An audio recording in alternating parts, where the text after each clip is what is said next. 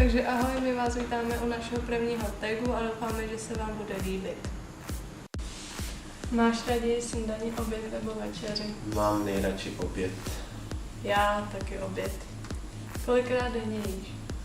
Jím tak 2krát denně. Já 2x, 3x, tak kdy?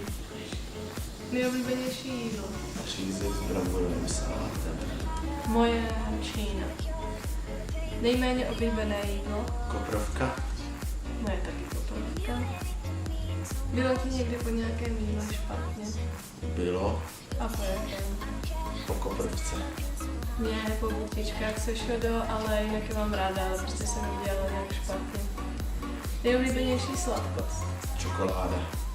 Moje taky čokoláda a třeba karamel. Oblíbená příchuť zmrzliny? Čokoládová. No, tak moje citronová a čokoládová. Oblíbená chuť čokolády? Mléčná normálně.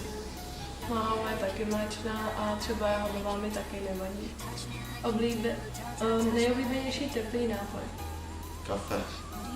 Moje čaj a horká čokoláda. Nejoblíbenější studený nápoj? Kola. Moje pomerančový džus. Nejoblíbenější ovoce a zelenina? Takže ovoce asi jablko a zelenina paprika. Moje ovoce, pomeranč a jahody a zelenina, paprika a okurka.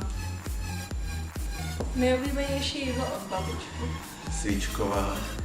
Moje taky svíčková. Co bys nikdy neochutnal?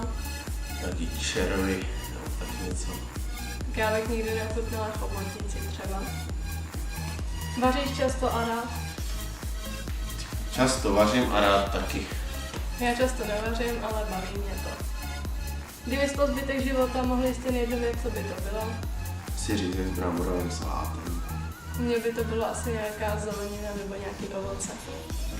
Tak vám děkujeme za slednutí tohoto videa a budeme se těšit do dalšího.